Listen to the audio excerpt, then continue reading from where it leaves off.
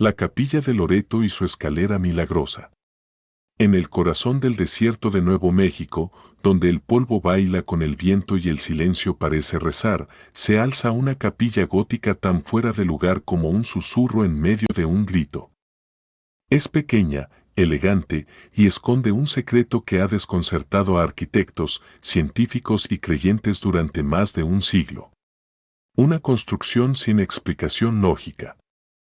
Un carpintero que apareció tras una novena y desapareció sin dejar rastro.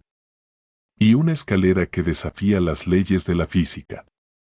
Sin clavos, sin tornillos, sin soporte central, sin planos conocidos. ¿Qué ocurrió realmente en la capilla de Loreto? ¿Fue acaso una intervención celestial o solo la obra perfecta de un genio anónimo? Quédate hasta el final, porque estás a punto de descubrirlo. Milagro en la capilla de Loreto, la escalera del cielo. Un santuario en el desierto, en el corazón polvoriento de Santa Fe, donde las montañas rozan los cielos como plegarias eternas y el aire huele a pino y adobe antiguo, se levanta una capilla como salida de un sueño medieval, la capilla de Nuestra Señora de la Luz, más conocida como la capilla de Loreto. Su silueta gótica contrasta con la arquitectura del desierto que la rodea, como una joya francesa olvidada entre arenas rojizas. Fue erigida hacia 1878, fruto del tesón y la fe de las Hermanas de Loreto, una congregación religiosa que había llegado desde Kentucky para fundar una escuela para niñas en esta tierra aún ruda. Las hermanas eran pertenecientes a la congregación de las Hermanas de Loreto a los pies de la cruz. El convento, donde vivían las hermanas. Contaba con algunas instalaciones como una escuela para niñas, conocida como Academia de Loreto. Dormitorios y áreas comunes para las estudiantes internas. Cocina y comedor comunitario. Jardines y huertos para el sustento básico. Las monjas, mujeres de oración y acción, no buscaban fama ni reconocimiento. Solo querían un espacio digno donde elevar cantos, enseñar a leer y hablar del reino de los cielos en voz baja, con las manos callosas por el trabajo diario. La capilla era su joya espiritual, inspirada en la Sainte-Chapelle de París, construida con dificultad y fe, piedra a piedra, como una oración tallada en piedra. Pero al terminar la obra, una sombra cayó sobre su alegría. El coro, el lugar elevado donde las hermanas cantarían los himnos del día y de la noche, estaba allí, alto, perfecto, pero sin acceso. Ningún plano, ninguna escalera, ningún espacio para construir una sin destruir media nave. Y los constructores se habían marchado. La capilla, hermosa y acabada, era incompleta. El problema no era menor. La liturgia requería el uso del coro. Y la seguridad de las hermanas no permitía improvisar una escalera de mano de 6 metros de altura. Un error podría costarles la vida. Además, las soluciones que se les ofrecieron no eran viables, una escalera común robaría demasiado espacio del reducido santuario. Una de caracol requería ingeniería y materiales que no tenían. Fue entonces cuando decidieron acudir al cielo.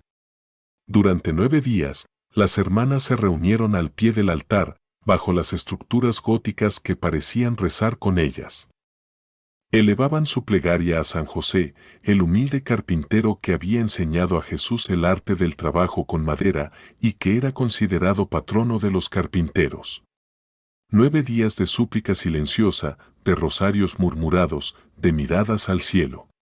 Y al 10º día, apareció un hombre. Nadie lo vio llegar, ni montado en carreta ni a pie. Solo se sabe que venía sobre un burro, con ropa sencilla y unas cuantas herramientas al hombro. Tocó a la puerta de la capilla y, sin hablar demasiado, dijo que sabía del problema y que, si se lo permitían, él podía construir la escalera. No pidió más que tiempo, soledad y un espacio donde trabajar. Las hermanas, aunque intrigadas por su presencia, vieron en él la respuesta a su oración. Así que plenas de fe lo dejaron hacerla. Día tras día, el místico carpintero trabajó en silencio absoluto. Jamás pidió ayuda. jamás se le vio acompañado. Utilizaba herramientas manuales, antiguas, y trabajaba con una concentración casi sobrehumana. Curiosamente, algunas de las hermanas calculaban la hora de la comida y al principio, presurosas, le llevaban sus alimentos una, otra y otra vez, pero nunca lo veían a esa hora. Extrañamente jamás se le vio acercarse al comedor a pedir alimentos, agua o cualquier cosa. Algunas hermanas pensaban que él traía su comida, pero nunca le vieron calentar nada al fuego. Al alba ese místico hombre ya se le oía trabajar a puerta cerrada. Al atardecer, por más atención que ponían, no lo veían retirarse. Trajo su propia madera, o al menos eso se cree, porque nadie vio entregas de tablones o materiales.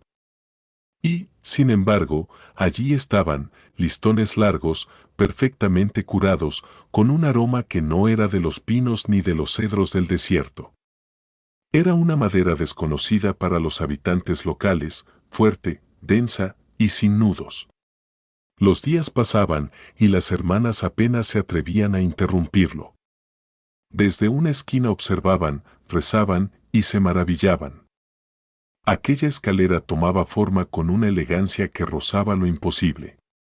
Era una escalera de caracol, pero sin eje central de apoyo, algo rarísimo en la carpintería estructural. Las dos vueltas completas que daba se sostenían por sí mismas, como si desafiara las leyes de la gravedad.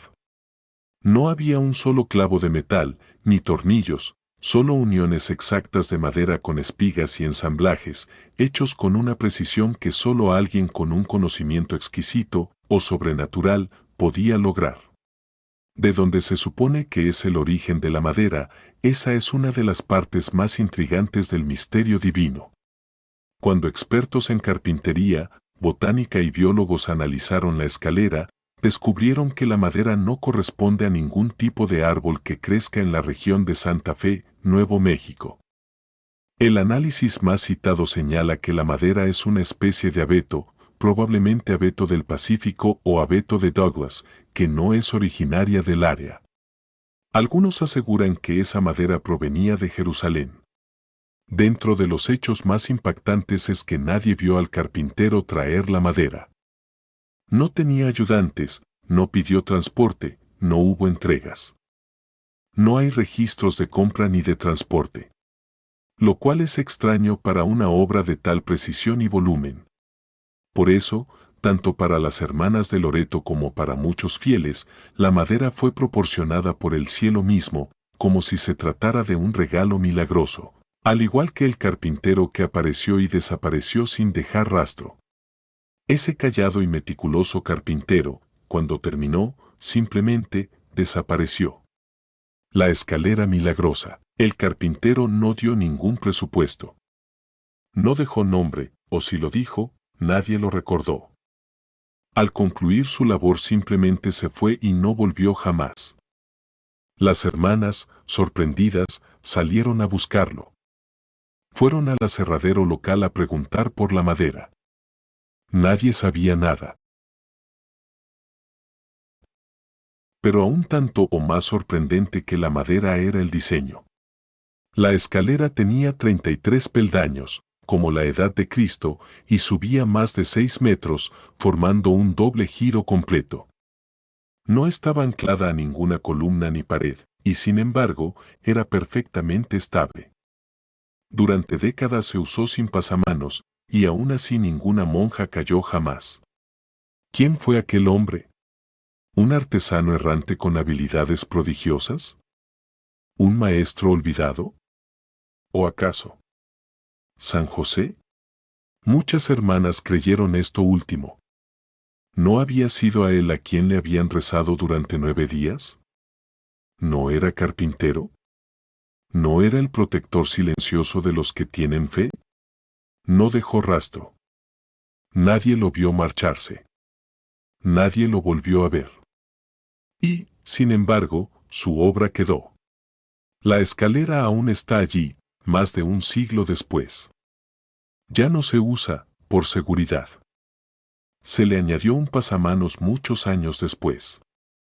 Pero permanece como fue, bella, imposible, silenciosa. Un legado en espiral. La capilla de Loreto se convirtió en un lugar de peregrinación. Gente de todo el mundo viaja para ver la escalera, tocar la barandilla y preguntarse cómo fue posible. La ciencia no puede probar que fue un milagro. Pero tampoco ha podido comprobar lo contrario y explicarlo del todo. La técnica usada sigue sin poder replicarse de manera idéntica. La desaparición del carpintero sigue sin explicación. Las hermanas de Loreto ya no viven allí. La capilla es ahora un museo, aunque se conserva como lugar sagrado. Pero su legado vive en esa espiral perfecta que se alza hacia lo alto, como si un carpintero celestial hubiese querido dejar una huella humilde, sin firmar, en el corazón de un desierto. Una escalera que, como la fe, se sostiene sin tocar el suelo. Según los registros y testimonios disponibles, sostiene que el trabajo tomó alrededor de 6 a 8 meses. Este dato proviene principalmente de relatos recogidos a finales del siglo XIX y principios del XX, en los que se afirma que el carpintero trabajaba solo, con herramientas manuales y en total silencio, lo cual justificaría el tiempo relativamente largo que tomó una obra de esa complejidad. Durante todo ese tiempo, las hermanas apenas interactuaban con él, respetando su concentración y su reserva. Es importante recalcar que nunca se registró un contrato, un presupuesto, una factura o un nombre, lo que hace que muchos detalles, incluido el tiempo exacto, estén perdidos en las nieblas del tiempo y la bruma matutina del desierto y que forman parte de la transmisión oral de la historia. Además de que no hay registros formales ni testimonios confirmados que indiquen que las monjas le hayan proporcionado alimentos al carpintero misterioso. Este detalle, aunque aparentemente menor, aumenta el halo de misterio que rodea la historia de la escalera. Las versiones orales que han sobrevivido dicen que el hombre trabajaba en silencio, sin pedir ayuda, sin comer en comunidad ni aceptar hospitalidad alguna. Tampoco se le vio salir a comprar comida, ni visitar las cocinas del convento.